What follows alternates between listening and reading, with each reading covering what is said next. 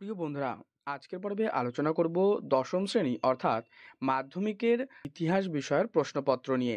তার সম্পূর্ণ সমাধান আমি আজকের পর্বে আলোচনা করব। তোমরা অবশ্যই ভিডিওটি প্রথম থেকে শেষ পর্যন্ত দেখে নিও এবং এই উত্তরগুলো তোমরা কিন্তু মিলিয়ে নাও, সাথে তোমরা অবশ্যই প্র্যাকটিস করে নিও। তো এখানে তোমরা দেখতেই পাচ্ছ যে এটা ইতিহাস বিষয়ের প্রশ্নপত্র 90 নম্বরের একটা প্রশ্ন সেট, 3 ঘন্টা 15 মিনিট যার সময়। প্রথমে আলোচনা করব বিভাগ ক। তো দেখো, এখানে কিন্তু 20টা 1 মার্কসের প্রশ্ন রয়েছে, মানে এমসিকিউ, যেখানে তোমরা 4টে করে অপশন পাবে। তো 1 দাগের প্রশ্ন, ইতিহাস কি হলো, এর সঠিক উত্তর লিখবে ইতিহাস হচ্ছে অতীতের বাস্তবতার অনুসন্ধান। 2 নম্বর, গোষ্ঠ পাল যুক্ত ছিলেন ফুটবল খেলার সাথে। কলকাতা বিশ্ববিদ্যালয়ের প্রথম উপাচার্য ছিলেন কে? William Colvile. ভালো করে এই জায়গাটা দেখবে, বলেছে কলকাতা বিশ্ববিদ্যালয়ের প্রথম উপাচার্য, তাই উইলিয়াম কোলভিল। এখানে কিন্তু বলা হয়নি যে কলকাতা বিশ্ববিদ্যালয়ের প্রথম ভারতীয় উপাচার্য, তাহলে কিন্তু অপশান পাল্টে যেত। এই জায়গাটা ভালো করে খেয়াল রাখবে। নেক্সট 4 নম্বর, জনশিক্ষা কমিটি গঠিত হয় কবে? এটা 1821 খ্রিস্টাব্দে। গ্রাম বার্তা প্রকাশিকা পত্রিকাটি কি পত্রিকা? এটা কিন্তু একটা সাপ্তাহিক পত্রিকা। উলগুলান শব্দের অর্থ ভয়ঙ্কর, বিশৃঙ্খলা। ওকে। 7 নম্বর, দি কোল রিবেলিয়ান গ্রন্থটি রচনা করেন কে? 7 নম্বর কোয়েশ্চেনের অ্যান্সারটা তোমরা কমেন্টে জানাবে। এটা তোমাদেরকে আমি HW হিসেবে দিলাম, অবশ্যই জানাবে। না জানলে তাও তোমরা দাগ নম্বর সহ লিখবে, আমি উত্তরটি তোমাদের কমেন্টে কিন্তু দিয়ে দেবো। পরবর্তী দেখো 8 নম্বর প্রশ্ন, 1857 সালের যে জুলাই মাসে বিবিঘর হত্যাকাণ্ড হয়েছিল কোথায়? কানপুরে। বন্দে মাতরম সঙ্গীতটি নেওয়া হয়েছে আনন্দমঠ উপন্যাস থেকে।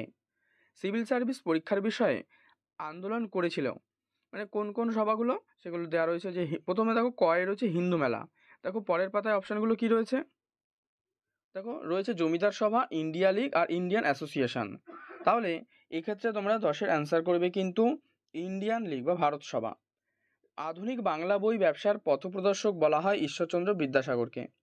বিশ্বভারতীর প্রথম উপাচার্য ছিলেন কিন্তু রথীন্দ্রনাথ ঠাকুর। তোমরা এই প্রশ্নটা ভালো করে পড়ে বুঝে তারপর কিন্তু উত্তর করবে। বিশ্বভারতীর প্রথম উপাচার্য রথীন্দ্রনাথ ঠাকুর, আর প্রতিষ্ঠা করেছিলেন রবীন্দ্রনাথ ঠাকুর। 13 নম্বর, একা আন্দোলনের নেতা ছিলেন মাদারিপাসি। বারদৌলি তালুকের ঋণদাতারা পরিচিত ছিলেন কালীপরাজ। ঠিক আছে, কালীপরাজ। নেক্সট, সারা ভারত ট্রেড ইউনিয়ন কংগ্রেস প্রতিষ্ঠিত হয় কবে? 15 নম্বর প্রশ্নের ক্ষেত্রে তোমরা উত্তর করবে 1920 ট্রেড ইউনিয়ন কংগ্রেস প্রতিষ্ঠা হয়। দীপালি সংঘ গড়ে তোলেন কে? লীলা নাগ। তোমরা আবার দেখবে কোথাও রয়েছে লীলা নাগ রায়। ঠিক আছে। নেক্সট, গান্ধীজি দলিতদের নামকরণ করেন কি? হরিজন। চট্টগ্রাম অস্ত্রাগার লুণ্ঠনের নেতৃত্ব দেন? খুবই একটি সহজ প্রশ্ন, মাস্টারদা সূর্য সেন। 19 নম্বর, ট্রেন টু পাকিস্তান এই উপন্যাসের লেখক কে? দেখো, ট্রেন টু পাকিস্তান এই যে পুস্তক বা এই যে উপন্যাস, তার লেখক কে? তোমরা এর উত্তর করে দেবে খুশবন্ত সিং। 20 নম্বর, পুনর্গঠিত কেরল রাজ্যটি অবস্থিত কোথায়? গোদাবরী উপত্যকায়। এটা 20টা এমসিকিউ প্রশ্ন শেষ হলো। এবারে বিভাগ খ দেখো, এখানে যে প্রশ্নগুলো রয়েছে আমি আলোচনা করছি। তো একটি বাক্যে উত্তর দাও। বলছে বাংলা ভাষায় প্রকাশিত প্রথম সংবাদপত্রের নাম। এটা হচ্ছে সমাচার দর্পণ। অবশ্যই মনে রাখবে যে এটা একটা সাপ্তাহিক পত্রিকা বা সংবাদপত্র।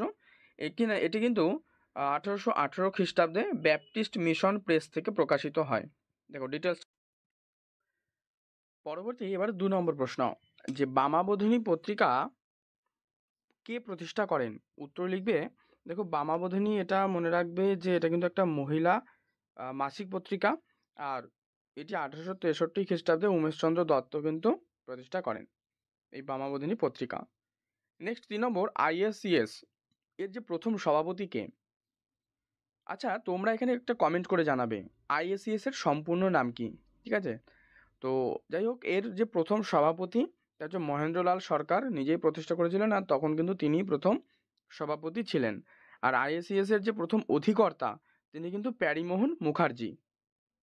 পরবর্তী প্রশ্ন 4 নম্বর, অসহযোগ আন্দোলনের সময় তমলুক ও কাথির কৃষক আন্দোলনের নেতৃত্ব দেন কে? এটা লিখবে বীরেন্দ্রনাথ শাসমল। পরবর্তী পাতায় দেখো, এবার উপবিভাগ রয়েছে 2.2, এখানে ঠিক ভুল নির্ণয় করতে বলা হয়েছে। তো প্রথম প্রশ্ন দেখো, যে সরকারি নথিপত্র মহাফেজখানায় সংরক্ষিত হয়, এটা হয়ে যাবে সঠিক। 2 নম্বর, কলকাতা বিশ্ববিদ্যালয়ের প্রথম ভারতীয় উপাচার্য ছিলেন স্যার গুরুদাস বন্দ্যোপাধ্যায়। এটাও হয়ে যাবে সঠিক। 3 নম্বর, গোড়া উপন্যাসে রবীন্দ্রনাথ ঠাকুর ইউরোপীয় সমাজকে সমর্থন করেছিলেন। এটা কিন্তু ভুল। 4 নম্বর, চরমপন্থীরা কলকাতা বিশ্ববিদ্যালয়কে গোলদিঘির গোলামখানা বলে উপহাস করতেন। এটাও ভুল। তো এবার উপবিভাগ 3 নম্বর দেখো, 4টে প্রশ্ন এখানে মানে ক স্তম্ভের সাথে খ স্তম্ভ মেলানো দিয়েছে। তো প্রথম দেখো রয়েছে মাদ্রাজ লেবার ইউনিয়ন, এটা করবে 3 নম্বরটা, মানে জয় প্রকাশ নারায়ণ। ঠিক আছে, না এটা একটু ভুল হয়ে গেল, এটা মাদ্রাজ লেবার ইউনিয়ন, এটা করবে তোমরা 4 নম্বরেরটা, বিপি ওয়াদিয়া। 3 নম্বর হচ্ছে 2 নম্বর কংগ্রেস সোশ্যালিস্ট পার্টি, কংগ্রেস সোশ্যালিস্ট পার্টি, এইটা করবে হচ্ছে জয়প্রকাশ নারায়ণ। সর্বভারতীয় কিষাণ সভা করবে স্বামী দয়ানন্দ সহজানন্দ। আর তেভাগা আন্দোলন যেটা রয়েছে এইটা করবে কিন্তু তোমরা চারু মজুমদার। ওকে, তাহলে 4টে কোয়েশ্চেন কমপ্লিট হলো। এবারে উপবিভাগ 2.4 দেখো, এখানে কিন্তু একটা মানচিত্র তোমাদের নির্ণয় করতে হবে, 4টে জায়গা দেওয়া রয়েছে, এগুলো তোমরা দেখে নিও, এটা নিজেরা করে নেবে। 5 নম্বরে এবার বিবৃতি ব্যাখ্যা রয়েছে 4টে। প্রথম বিবৃতি কি, রামমোহন রায় লর্ড আর্মস্টকে চিঠি লিখেছিলেন 1823 খ্রিস্টাব্দে।